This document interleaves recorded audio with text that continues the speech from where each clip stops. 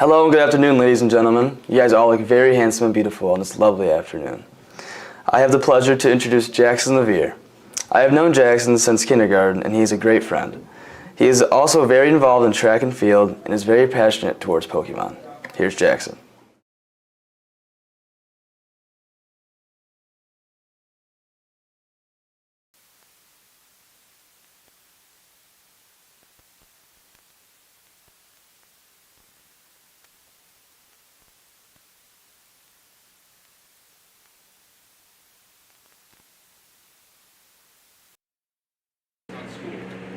This was a big pet peeve of my parents. My parents hated that I didn't want to try, that I wasn't focused, and I was missing out on classes. That summer, when I went to summer school, probably the worst thing I've ever experienced in my life. Sitting in an 80-degree classroom, sweating, cracking jokes with the bush.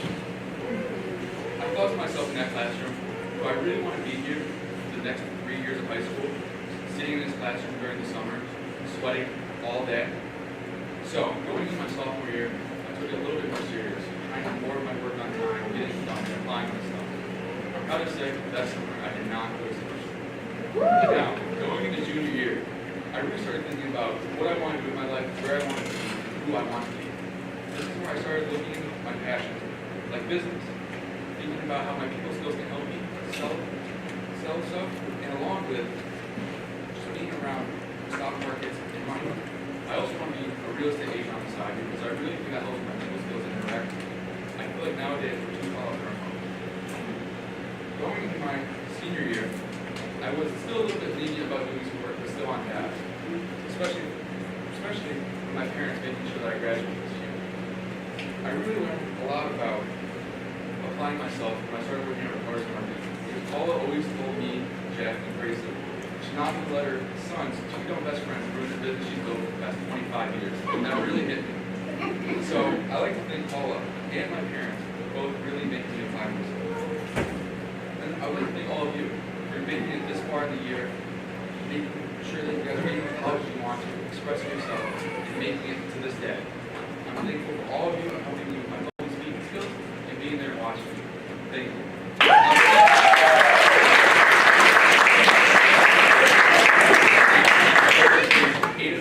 Aiden Bryan is a close friend of mine. I met freshman year. He's a great singer, dancer, and overall a magician. Now, Aiden Bryan.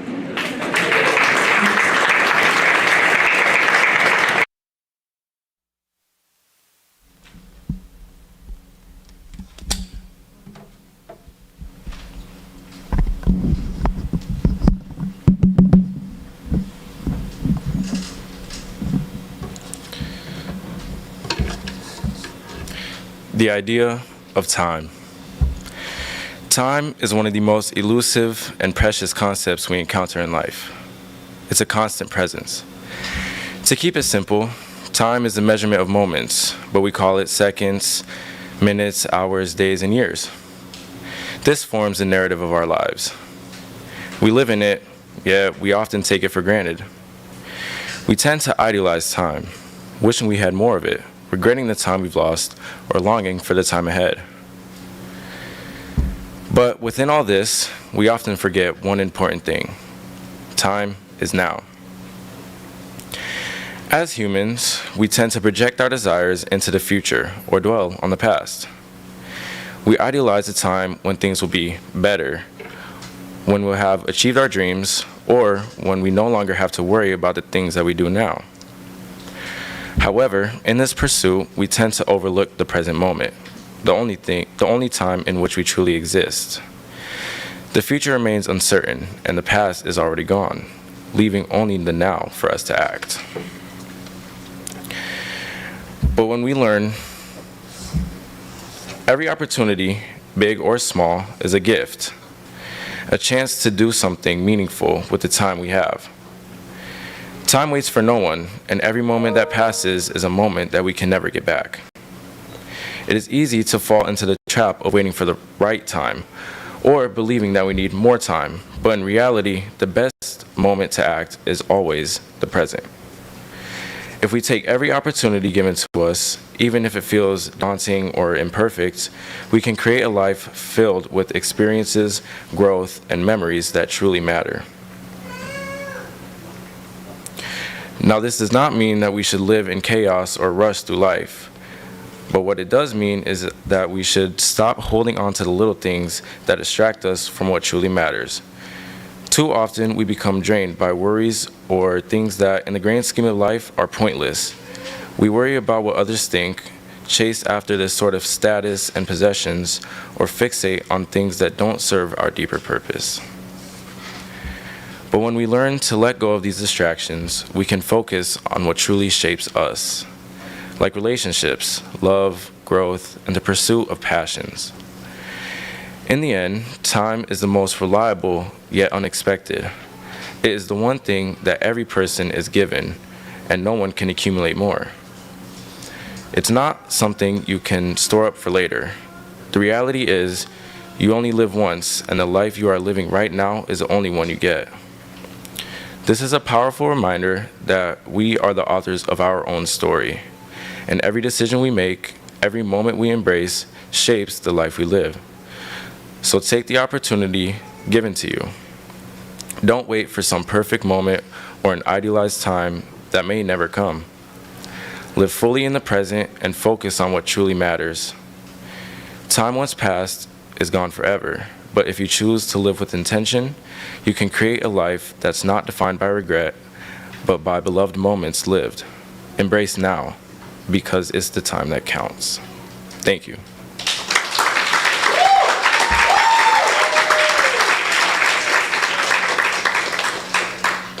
Now introducing Alina Club. She's a fellow senior and a 3-sport varsity athlete. She will be attending Belmont Abbey for lacrosse and is an amazing speaker. Please welcome Alina.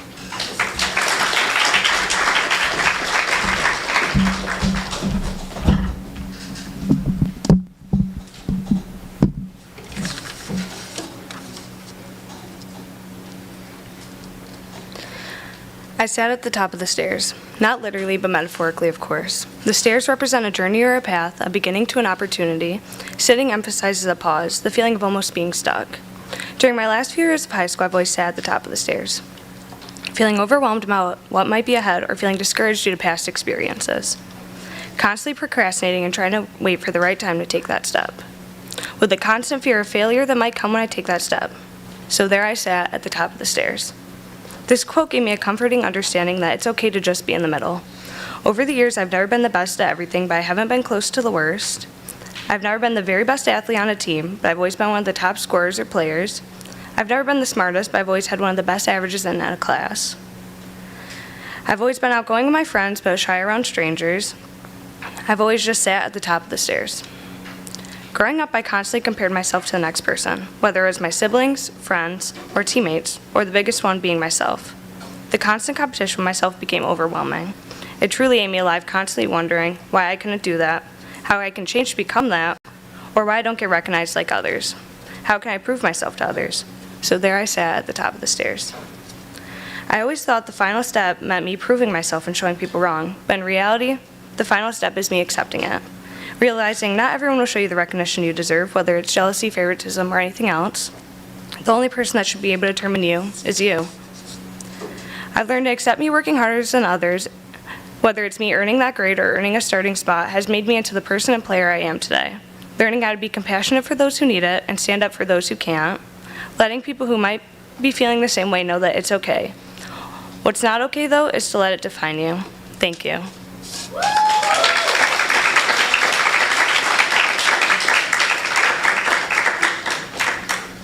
Now I'd like to introduce Nico Spaziani. He's a great athlete. Although he didn't want to take public speaking and has frequent appointments during his speeches, he has grown to a more confident speaker. Here's Nico.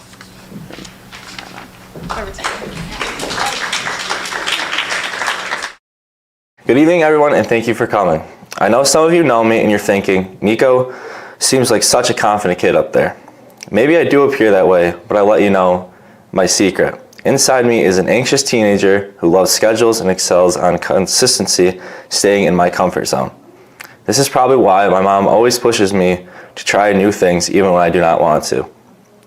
Giving this speech today is definitely not in my comfort zone, but here I am, living proof that even the most comfort-seeking people can be pushed to try new things.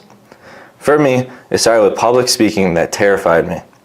I have learned this year through that growth only happens when you step outside of your comfort zone. Personally, the thought of standing up in front of a crowd like this used to fill me with fear. I remember my mom and Miss Chatterton who encouraged me to sign up for this class, and I immediately regretted it when I did.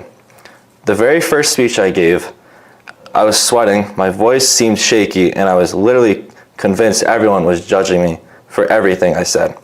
Somehow I kept pushing myself and kept going. With Miss Chatterton's belief in me, I accepted this as a challenge. And there was also a little voice in my head that finally told me I could do this. This class, and speaking in front of everyone, has been terrifying, but has also transformed me.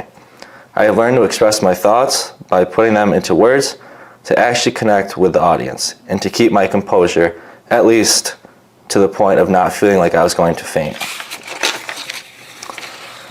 This newfound confidence has even helped me with sports interviews, which are still somewhat anxiety-inducing. But now I feel more confident and prepared to handle them. Stepping outside my comfort zone is not about being fearless.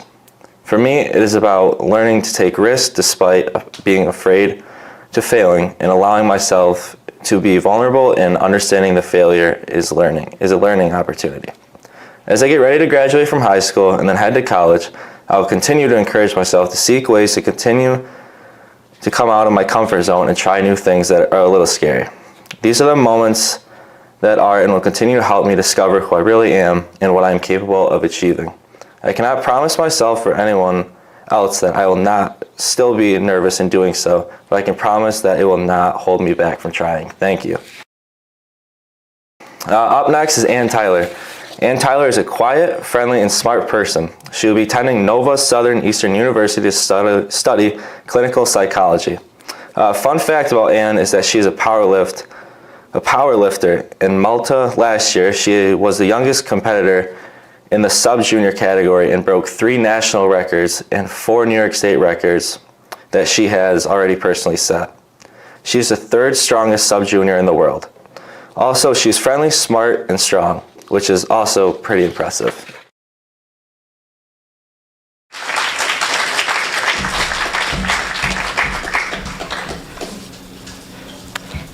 Since I started high school in 2021, I've changed greatly in many different ways compared to who I am now. As a freshman, I was more quiet and had trouble finding real friends and never felt like I truly belonged anywhere I went.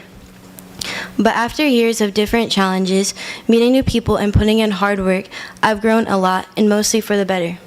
Through these experiences, I've learned many lessons, and I'd like to share 3 pieces of advice I live by. The first piece of advice is to not let your challenges define you. In high school, one of my biggest challenges was learning how to manage my time. In 8th grade, I was diagnosed with ADHD, but I didn't start taking medicine until 9th grade. Once I started, I finally learned how to focus better and discovered what tools helped me succeed. Eventually, my grades improved, and I was able to handle more. I started playing soccer in 9th grade and later shifted my focus to powerlifting in 10th grade, where I found my passion and started achieving things I never imagined. Everyone has challenges, but most of them can be overcome. You just have to tell yourself it's possible and be willing to do the work. The second thing I learned is to truly be yourself. Life gets a lot better when you stop pretending to be someone you're not. When I was younger, I used to flip off the camera every time my mom tried to take a picture, especially if I was in a bad mood.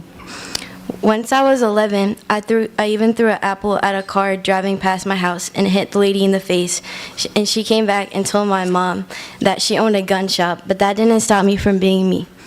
Over the years, I've learned that not everyone is going to understand my personality, and that's okay. Some people think I'm dumb because I say whatever comes to my mind without thinking. Others joke that the bleach in my hair must have messed with my brain. But I've learned that being real and expressing myself, even if it annoys some people, is worth it. The third piece of advice I want to give is that discipline will take you farther than motivation ever will. I've been powerlifting since I was 12, and the success I've had placing 3rd in the world, holding 6 national records and 81 state records didn't come from being motivated all the time. It came from showing up when I was sick, sore, traveling, or just plain did not want to train. I've had to push through strep throat, pneumonia, holidays, and burnout. David Goggins says motivation is unreliable, but discipline is what keeps you going when you want to quit. Over the years, I've trained myself to keep going through discomfort and to block out excuses. Because success doesn't come from how you feel, it comes from the work you put in. To add from this, I actually just got back from nationals in Reno, Nevada, and I got first place for the sub-junior division. This means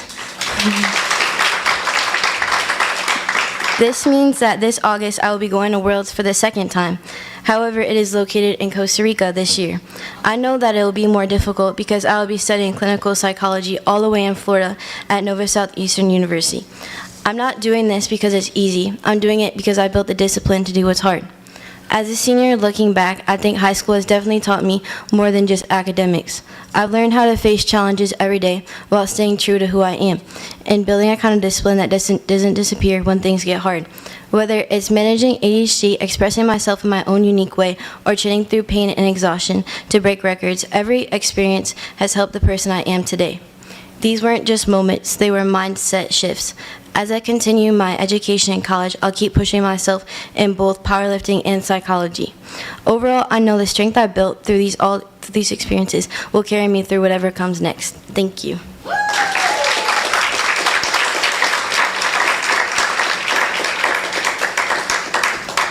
I'm now introducing Josiah, someone who can make the whole room laugh, known as the class clown.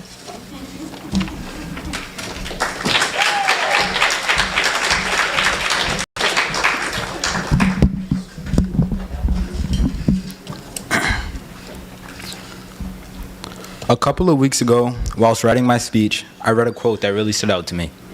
I am not defined by what I do, what I've done, or where I'm at in life. These words hit me very hard because for a long time, I thought that this is what describes your worth. I used to believe that if I wasn't constantly achieving, doing, or proving myself, then I wasn't moving forward and progressing my life. They say there is nobody with more stress than a young man that feels like he's running out of time, and that was me. I was always moving, always grinding, always thinking about what I haven't done yet. I wanted to make everyone proud, teachers, family, and friends. But what I didn't realize is that I was burning from the inside out. The pressure to succeed became so normal that I didn't realize how heavy it was. I thought being exhausted meant I was working hard. I thought being anxious meant I cared. I wore stress like a badge of honor, but in reality, I was drowning in my own expectations. I lived with the mindset that if you want something done, it's best to do it yourself because nobody's going to hand things out for you. And in many ways, this mindset built discipline. It kept me focused and independent, but also made me feel like I had to carry everything alone. No room for weakness, no space for rest, no time to breathe. After losing what I worked so hard to achieve and cared so much about, I started to realize that doing everything on your own isn't strength. It's survival. Real strength is knowing when to ask for help, and real growth is knowing when to pause and take a break. That quote came back to me again. I am not defined by what I do, what I've done, or where I'm at in life. It reminded me that my value doesn't come from how busy I am or how much I've accomplished. It comes from who I am when the world is quiet. It comes from how I treat myself and how I choose to keep going even when times get hard. So to anyone who feels like they're running out of time, like they're behind, or like they're not enough, I see you, and I've been there. But you are not defined by your pace, your past, or your performance, because at the end of the day, we are more than our mistakes, more than our goals, and more than the pressure we put on ourselves. We are human, and that alone is enough. Thank you.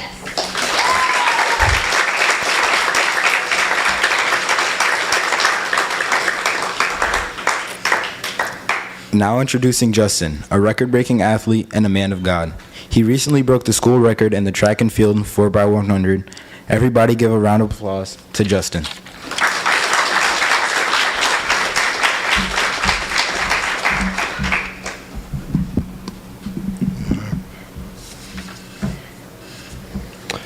The journey of life is hard to explain. The ups, the downs, the turns, the setbacks, the wins, the losses.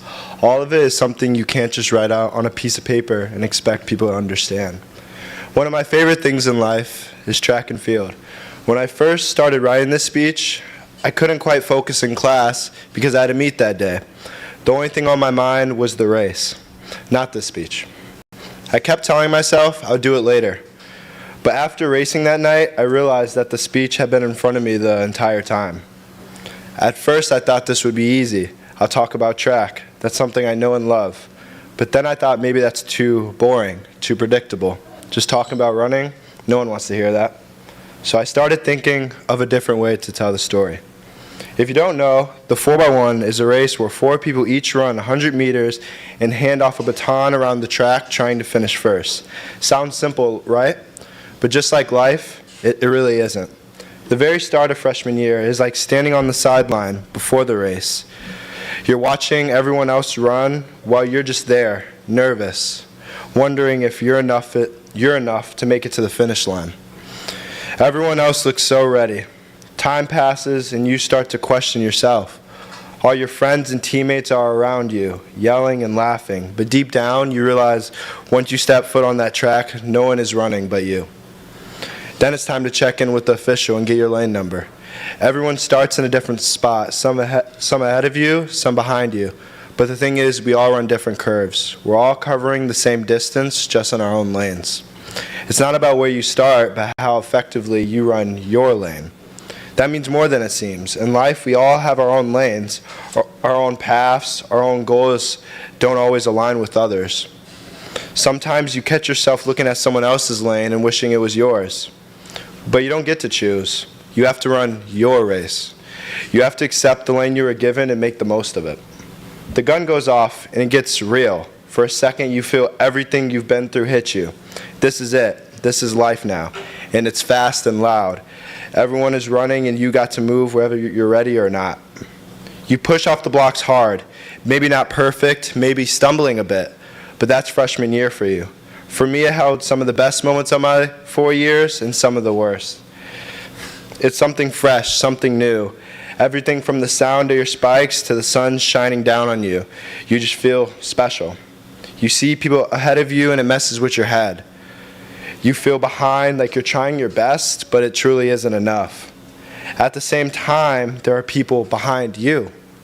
Now you're just stuck in this position trying to figure out who you are, how fast you're supposed to go, and the real question, what is the right pace for you? You pass the baton to the next leg. Now you're a little older, a little more confident. You know more about yourself. Your stride starts to make sense. Your heart's still racing, but you're not completely lost anymore. This is sophomore year, the time where you start to realize who you want to be, or at least who you don't want to be. You feel like there's a straight path ahead, but in reality, life is just getting started. Then comes the curve, the third leg, junior year. This one's tough. You're catching people now, or maybe they're catching you. Things change fast.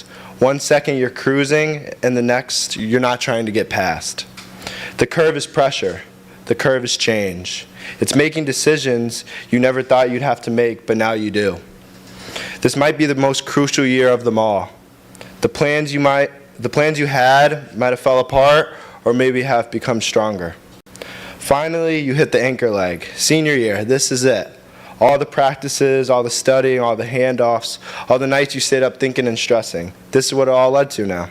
It's loud. Your friends, your family, people you don't even know are watching and cheering for you. And you're just trying to finish strong. You're trying not to look back because the only thing that matters now is the finish line. And then you cross it. You win, or maybe you don't. But either way, you gave it everything. And for a second, you get to breathe. You feel proud. You feel like, yeah, this is me. This is who I've become. I'm finally finished, you tell yourself. But then you hear the announcement, and remember, oh yeah, you've got another event. Thank you.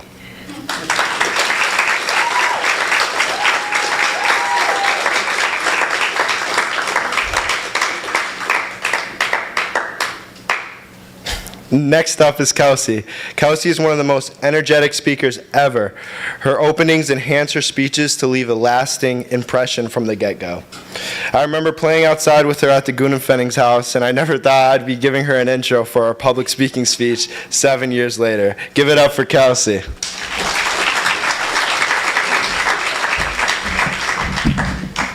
Thank you, Justin.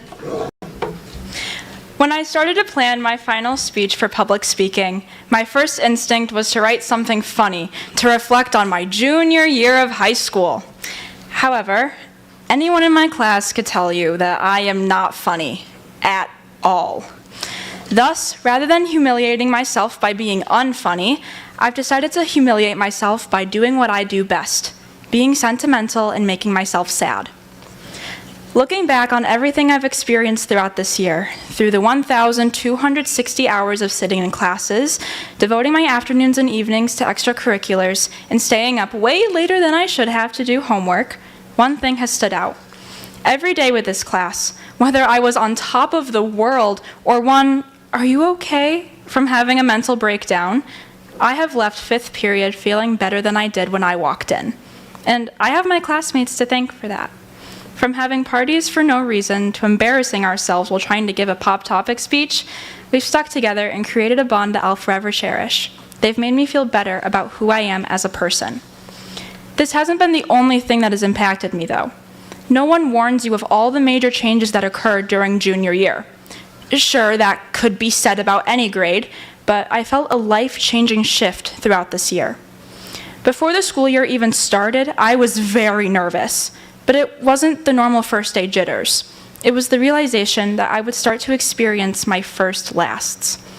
My last normal school year, the last year of being able to walk to Sherman Elementary after school and relax in my mom's classroom, because of course she couldn't wait one more year to leave with me. Thanks, Mom. And the beginning of the end of my life as a music student in Watertown. My whole life, I've been devoted to music. Choir, band, theater, stage notes, I've done it all. I've been a part of countless concerts, festivals, musicals, and outreach programs. However, seniors are not eligible for some of these events, hence the beginning of the end. But more on that later. Now, have I thought about the impending doom that is senior year every year since the 4th grade? Yes, of course I have. However, I finally feel ready for it. But as to not dwell on things that haven't happened yet, let's go back to this school year. I watched my brother get married in September and realized that everybody around me is also going through changes, all the time. I missed homecoming in October, and I was devastated that I didn't get to experience it with my friends. However, I came to terms with it, and it gave me a good reminder that not every moment needs to be cherished with friends. Family's just as important. In November, I faced the realization that we need to appreciate every single moment and never take anything for granted, because it could all change in a moment's time. Then December came, and I got to spend time with my family and live in the moment for the first time in a while. I survived the winter months, to say the least, and got to escape them with our school's production of Mamma Mia, where I played the lead role of Sophie Sheridan. Life felt so great around the time of Mamma Mia. And then I turned 17 2 weeks later. Turning 17 felt like a huge slap in the face of, you only have one more year left before your life changes forever. Have fun! Luckily, the slap didn't sting, and I keep living my life with no regrets. Now on to my favorite month of this year so far, May. The beginning of May brought NISMA. Now, if you don't know what NISMA is, imagine the most intense season of American Idol or The Voice, but for Jefferson and Lewis counties. This solo festival is one of the most stressful events of a music student's educational career. It takes months of memorizing your solo, practicing sight reading, and convincing yourself that you are a good musician. But it was all right, because within 12 hours of each other, I received a 100 on my last ever vocal NISMA, which is a very difficult achievement and very rarely heard of apparently, and welcomed my niece Avery into the world. Last but not least, I just recently visited New York City and confirmed my passion for my joy and freedom, musical theater. This trip made me more sure than ever that I want a career in this so I can bring happiness to audiences for the rest of my life, especially for kids like me. Through all of this, the good, the bad, and everything in between, there's been one constant in my life, my public speaking class. If it wasn't for them, I wouldn't be where I am today. This class has kept me motivated, taught me lots about how to be more confident, and helped me stay sane during all the crazy moments. It all culminates to where I am right now. Thank you.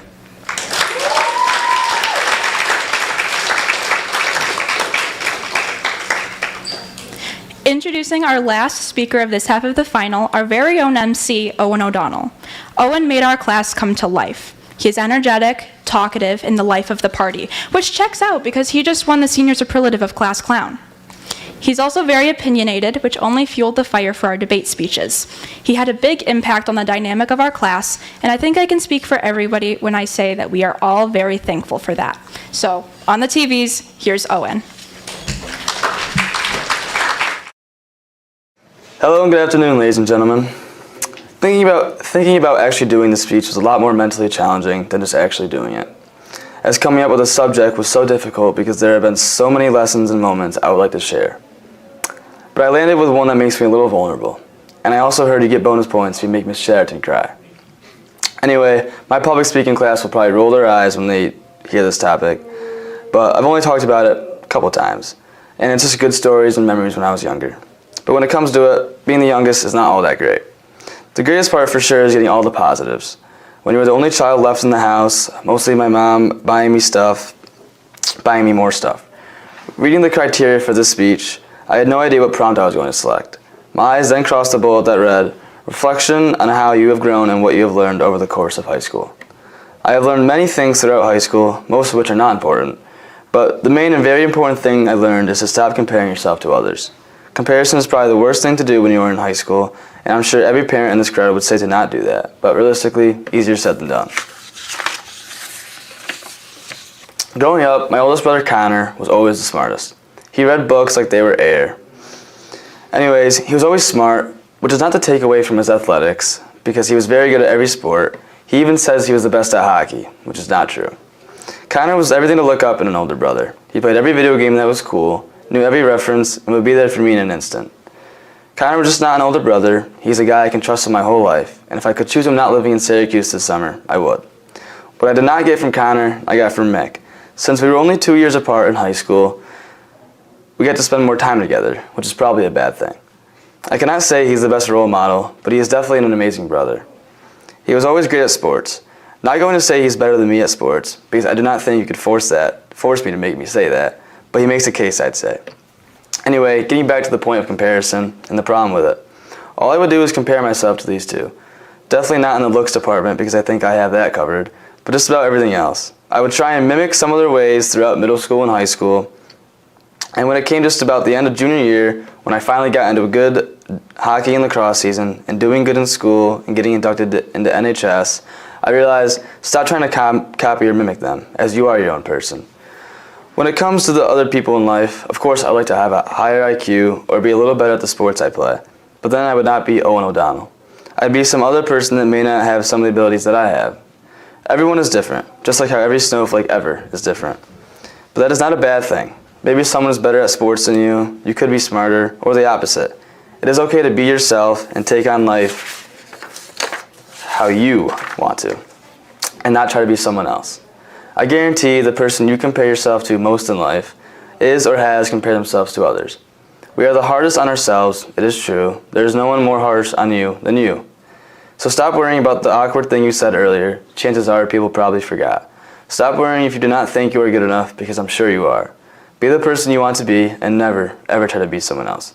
Thank you. Now, will you all join me into our break with some delicious food? P.S. Go Cyclones. Thank you.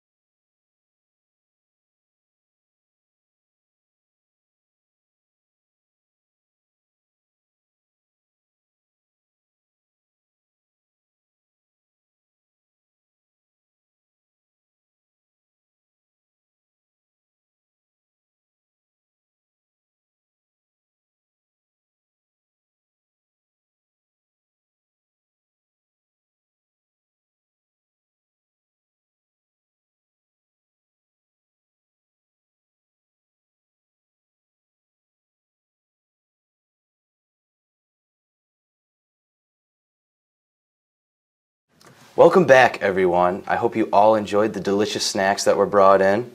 Our first speaker of the second half is one that has greatly improved throughout the year. She always brings the energy and sass. Please welcome Nevaeh Haller.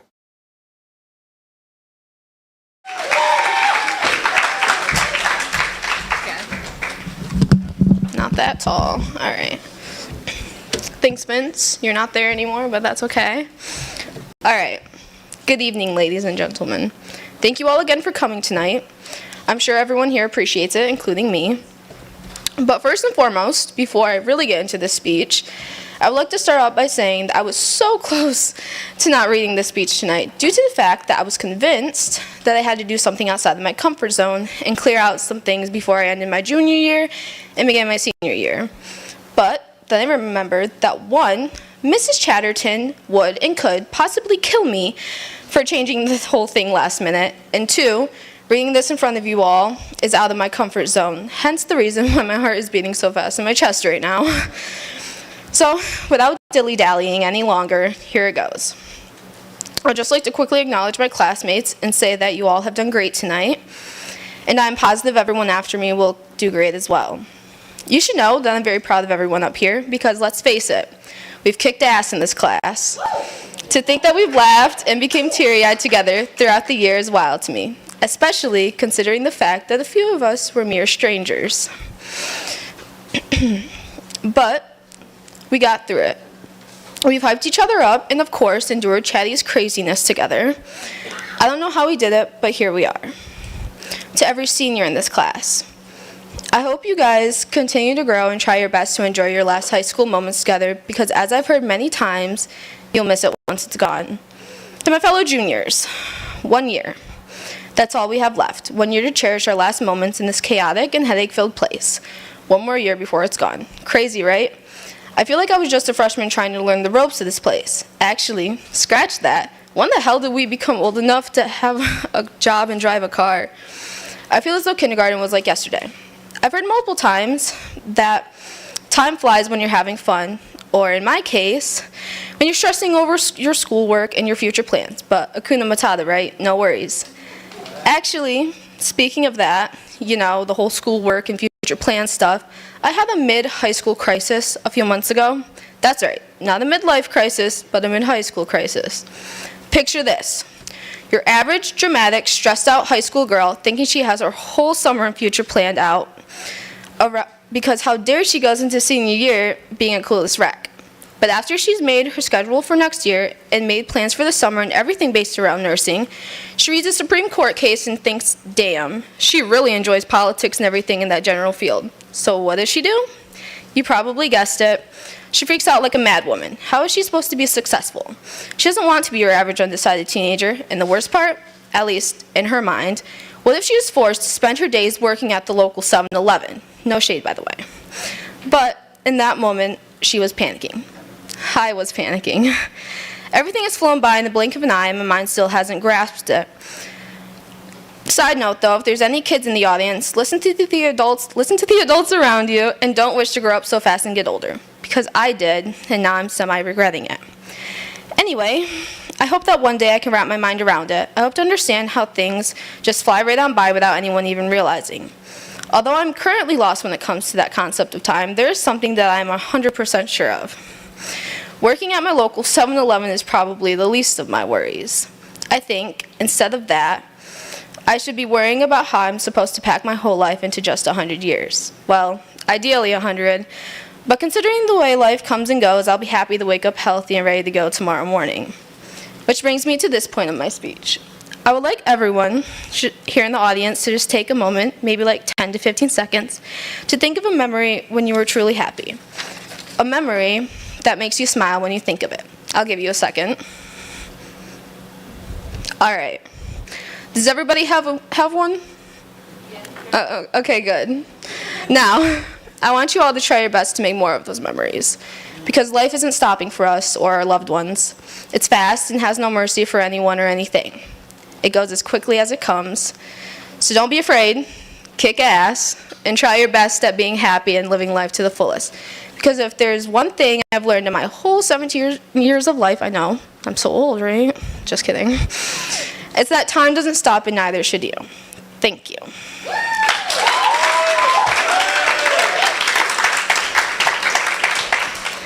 Next up is Quentin Storino. Now, I'll let you guys in on a little secret about Quentin. There's about a 99% chance that any speech he does will be about music in some way, shape, or form. His passion for music is admirable, I'll admit, and I hope one day I can find something to be that passionate about. Aside from Quentin's love for music, he's a pretty chill and friendly guy, unless you mention, oh yeah, rewind that a little bit. Aside from Quentin's love for music, he's a pretty chill and friendly guy. Unless you mention an artist or album he doesn't like, because at that point he will either ruin it for you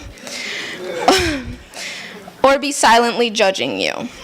Anyway, besides that, he's a very good writer, and once I get off the stage, you guys will be able to experience that. So without further ado, please welcome Quentin Storino to the stage.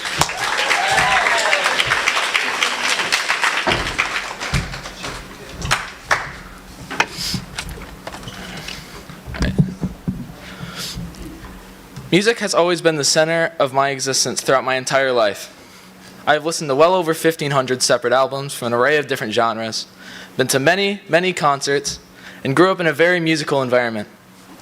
But as I've grown, something sticks out like a sore thumb. I am a total music snob. As much as I hate to admit it, you will hear me blurting out, "I hate this song," at your local favorite restaurant, haphazardly scoffing or giving a weird look when someone mentions their favorite song, and following with a, "Really? That one?" You can't even turn on the radio without me complaining about it. It's a really harmful trait, I know, but I just can't help it sometimes.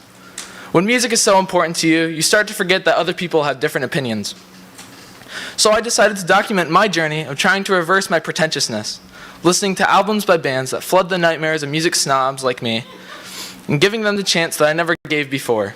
First was AC/DC and their 1980 release, Back in Black. I will be very open in saying I don't like AC/DC. So I thought they were one of the best bands to listen to for this little experiment. And I didn't hate it. I do see the appeal, but to me, they just sound like a bunch of kids that really like Led Zeppelin. They have some pretty good highs, like Hell's Bells, and some pretty bad lows, like the tasteless "Let Me Put My Love in You." I will say, songwriter and guitarist Angus Young has a great ear for a good chorus. "You Shook Me All Night Long" and "What Do You Do for Money, Honey" are both great examples of catchy earworm choruses that will stick in your head for days. Angus Young is obviously a pretty great guitarist, but every other instrument is just about as bare bones as you can get. As a drummer, I think the main reason for my distaste for the band is their lackluster and generally basic rhythm section. You only really hear Angus shine. Overall, I didn't mind it per se, but I didn't really connect with it as much as I hoped to. Second, and some of you might have seen this one coming, Nickelback is probably the most hated rock band ever.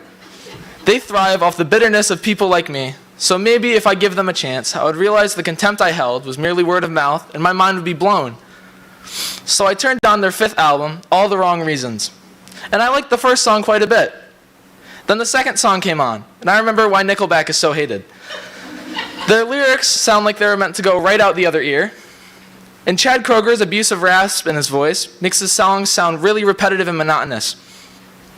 If there's a couple things to love about this album, it's the kick-ass guitar tone on heavier tracks, like the opener Follow You Home, or the hit single Animals, and the drums overall. Daniel Adair is a saving grace to the album's pretty dry instrumentals. But generally speaking, Nickelback's 5th album did not exactly blow me away like I hoped it would. My last hope to save me from my snobbiness was Imagine Dragons' junior release, Evolve. Now, I really do like some of the old hit singles like Radioactive and Demons, so I was feeling pretty optimistic about this album.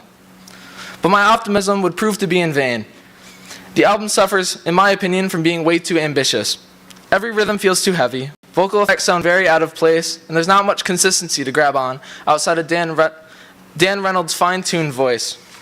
On a higher note, something I noticed very fast was how great the synthesizers sound. It makes me kind of sad to not find the rest of the album all that interesting.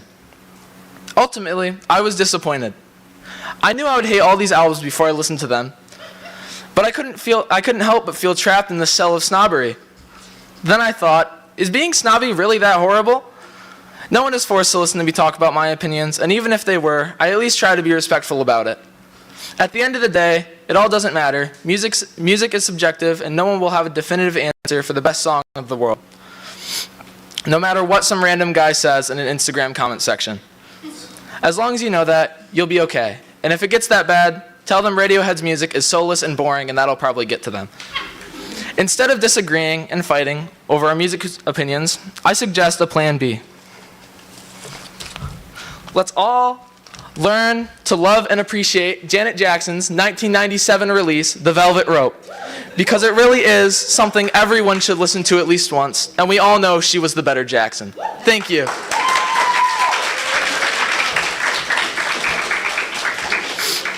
Next up is Ray Jensen. In reality, I only joined public speaking to be able to yap about music for a grade. But what I didn't expect is to see my friend Ray. Though she has consistently tormented me in class and insulted me in pretty much all of her speeches, she was one of, if not the biggest reason I found the bravery to not drop the class. Ray has written many amazing speeches and somehow tells them all elegantly, despite writing them a mere hour before presenting them. Please welcome Ray Jensen.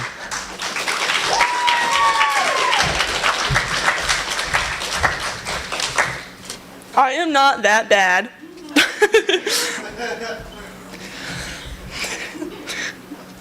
I was a menace as a preteen.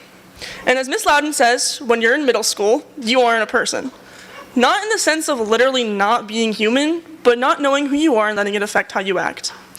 Needless to say, my villain origin story started somewhere around 6th grade, fueled by angst and a superiority complex. So how did my mom combat this? By sitting outside my door blasting Teenage Dirtbag like an exorcism. Naturally, I grew to hate it. It became the song that came with my teenage tantrums. I swore I'd never like it, never sing along. Flash forward a few years later, though, my junior year of high school, the senior I had a crush on and admired from a distance on stage performing Teenage Dirtbag with my best gossip buddy Quinn.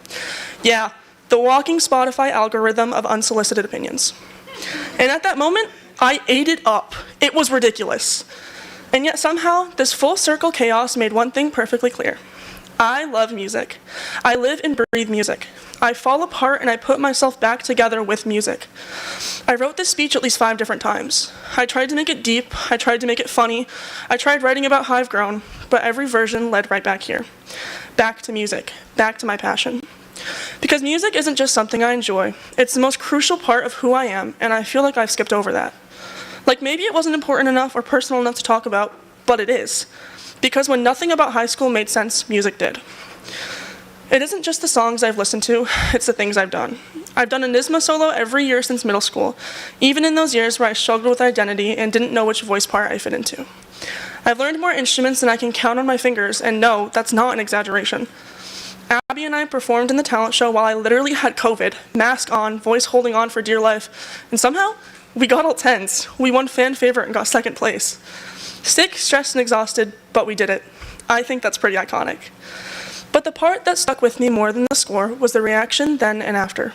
The compliments I got from people I never imagined myself talking to, and the people that came through the drive-thru at my job that told me I was amazing. And I'll be the first to admit, it wasn't my best performance, but people still saw me. I felt seen. Like everything I'd poured into music finally meant something to someone that wasn't me. And lately I've realized, I don't want to keep speeding to the next song. I've spent so much time worrying about college, careers, next steps, so much so that I've forgotten to just be in the moment. This year, right now, weirdly enough, I'm happy. I have friends who care and share my same interests, like Quinn. Hey, buddy! I appreciate you and all the albums you've shared with me. And that senior I mentioned, the one I was hardcore crushing on last year and knew nothing about, we're dating now, so that's pretty cool. I have Sass to thank for a lot of it too. I mentioned them in my last speech. You guys made a rough year great, and I hope to make lots more memories with you in the future. Hi, Higgy. Hi, Caroline. I love you. There's a lot of things I should really stop and appreciate. I don't want to skip over the small stuff that makes life and music and all of these things that I love worth it.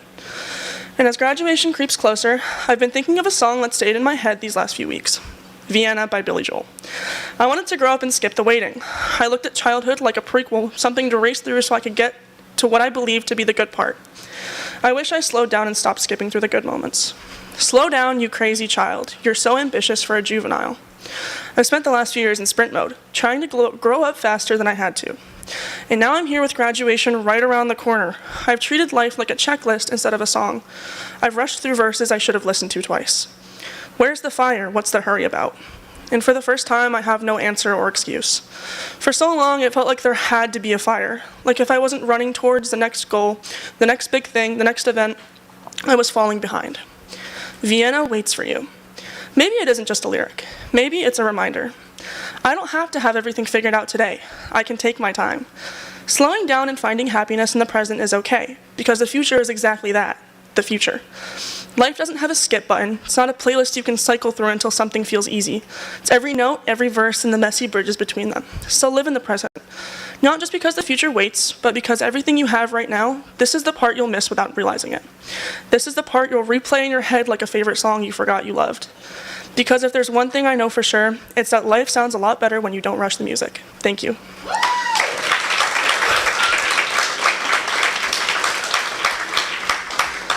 Up next is someone who defines strength in every sense. Harmony is strong-willed, a proud member of the National Guard, and one of the most resilient people I know.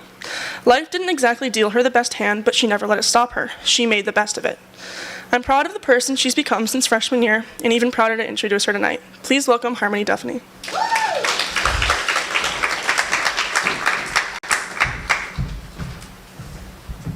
Were you trying to make me cry? Sorry, you guys. Good afternoon, everyone. I would like to read you this verse. Colossians chapter 3, verse 23 and 24. Whatever you do, work at it with all your heart, as working for the Lord and not for human masters, since you know that you will receive inheritance from the Lord as a reward. This verse emphasizes the importance of putting your best effort and working hard to honor God and His plan for you. As I stand here today at the end of my high school journey, I can't help but look back to where I started. If you had met me freshman year, you probably wouldn't recognize me, not just in the way I look, but the way I thought, spoke, and lived. Back then, I had no clear direction. I was just going through the motions, waking up, going to school, doing the bare minimum and hoping to get by without standing out too much. I had no ambitions, no goals, and honestly, no real joy. I didn't know who I was or what I was meant to do. Saw others talk about their futures with excitement, but I couldn't picture mine. I felt stuck, like I was walking in circles. I was alive, but I wasn't really living. Something was missing. But everything started to change when I built a relationship with Christ. It didn't happen overnight, though. It started slowly, through conversations, church services, reading scripture, and moments of quiet reflection. It started with me being honest to God and saying, I don't know what I am doing, and I need your help. And from there, such a beautiful thing began to happen. As I got to know Christ more deeply, I started to see myself differently. I started to believe that I was created with a purpose. I started to understand that I wasn't just a random person taking up space, and I was someone God had plans for. My heart changed, my mindset changed, and suddenly I wanted more. Not just for the sake of achievement, but because I knew that I had something valuable to offer this world. I became more ambitious, more driven. I started setting goals, pushing myself, and believing that I could actually accomplish something great. And with every step I took forward, I felt God walking with me. I smile more now, not because life is easy, but because I have peace. I know I'm not alone, and I know even when things are tough, I have a strong foundation that cannot be shaken. My relationship with Christ has given me joy that does not depend on circumstances. Since then, I've made accomplishments that I never thought were possible when I first started high school. I've grown academically, personally, and spiritually. I've taken on challenges and faced fears and learned from failures. I've been a leader in my own right, not because I'm perfect, but because I learned to persevere. I've worked hard, taken responsibility, and become someone my younger self wouldn't ever believe. I've built a career in the Army National Guard. I have my certification, and I'm a CNA. I have a steady job that treats me like a family, and I'm so glad to be where I am. Thank you all for being part of my journey. Thank you.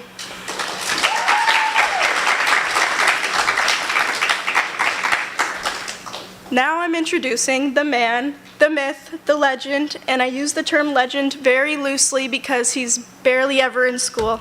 Introducing Jack Fitzgerald.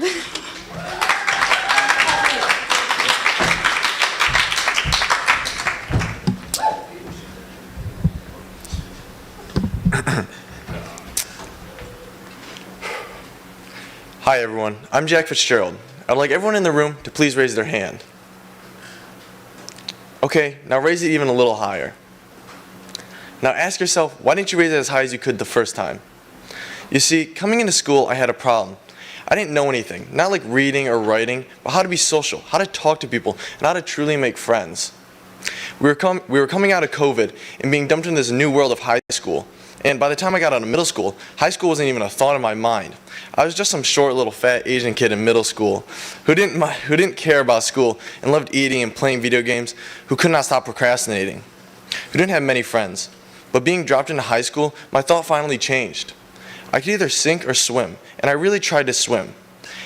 I decided to actually start paying attention in school and start turning my work in. Of course, the person you see here today was not made overnight, but within 4 years of high school. But the turning point was just not in my grades, but in my actions. I wanted to make a change again from this chubby little kid to someone who didn't care to take his shirt off at the beach. So eating right, going to the gym, and really getting out of the house helped that. And that's where I found most of the things I love today, like the outdoors, and hunting, and fishing, and just exploring with my friends.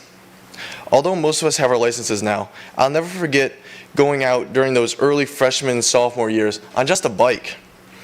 Just going out to find those amazing stories and see the beautiful sunsets and create a real bonding experience between me and my friends. So, although I may not have loved every second of high school, the lessons it has taught me, not just in the classroom, are something almost unexplainable because it's an experience that you can only go through once. So, and maybe one of the most real experiences of your early life with social formation and really figuring out who you are. So even though this is our final speech and almost the end of our high school careers, we really are only just starting life and going into the real world. Looking back in school, I wish I would have raised my hand a little bit higher, a little bit sooner, but I can't change the past. And I know that Jack here today, the little chubby slacker kid, can only dream of. So maybe when something comes up, raise your hand as high as you can the first time to make sure you don't waste any time, because time is the only thing you cannot replace. So spend it wisely. Thank you.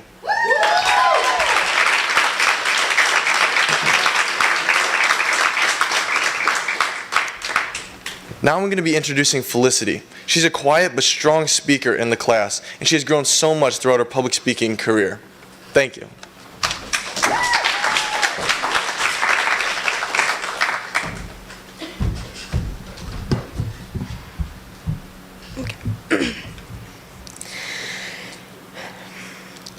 Next year will be your year, a sentence I have heard too many times.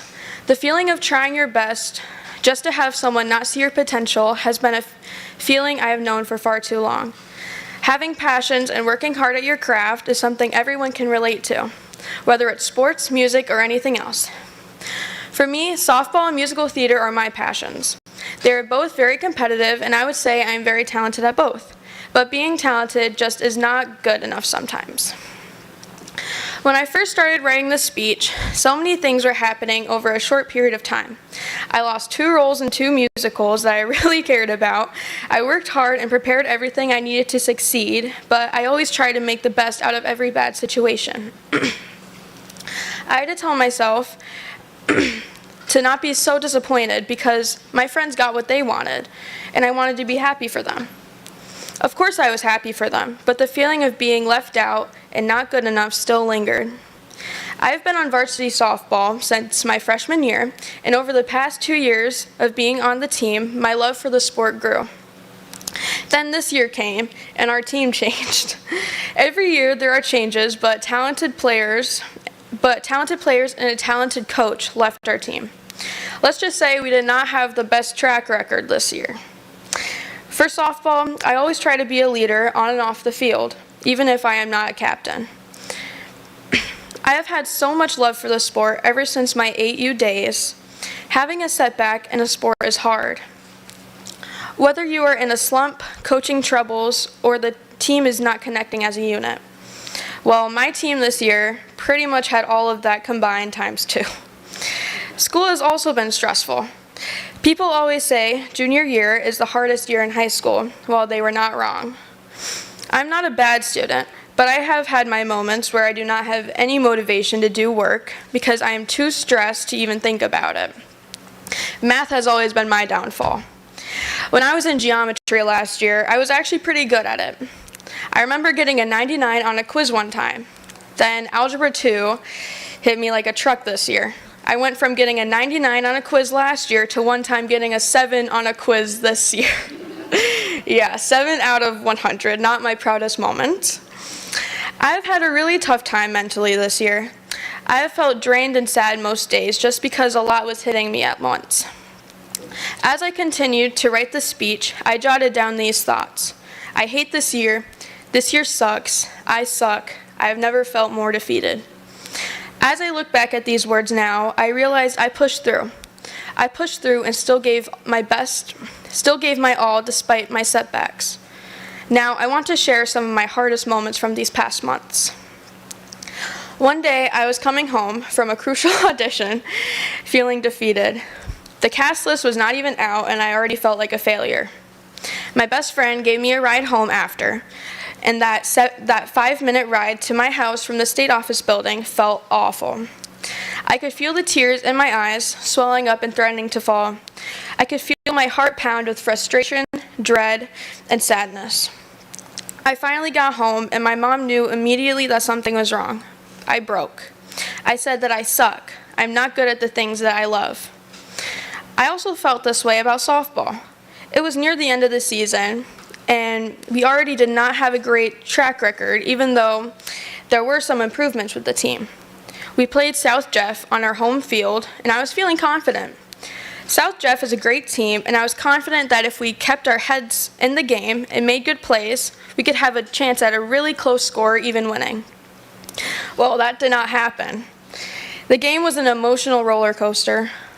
The parents were already annoyed from previous games, and there was mistake after mistake on the field. Our heads were not in the game at that point. After the game, I felt so frustrated. I know I was not the only one feeling this way. I have not felt this frustrated and defeated since my freshman year when we played Indian River during the Frontier League Championship where we lost. It was a hard season due to the change in our team dynamic and our routine. It was also hard because we lost every single game. Having ups and downs in sports is normal, but when it gets to a point where the downs outweigh the ups, it is hard to get out of that negative mindset. It was definitely a building year, and I know that next year will be better. I just wish we won at least one game. I think that it is important to realize that not every day, week, month, or even year will always be perfect. Setbacks happen, and it is what you do with those setbacks that can determine how you live your life. What I have learned these past few months is that it is okay to be disappointed when something does not go your way. It is okay to cry and be angry. I choose to go into my senior year of high school with a new mindset, knowing that throughout next year and through my whole life, I will fail and I will succeed. What I want to share with you is that setbacks happen in life, but they do not define who you are. Thank you.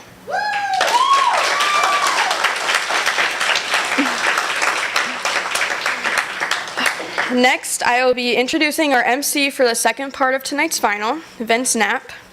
Vince has definitely brought good vibes to our classroom all year round, whether that is with his great writing skills or his witty responses in class. So last but definitely not least, Vince Knapp on the TV.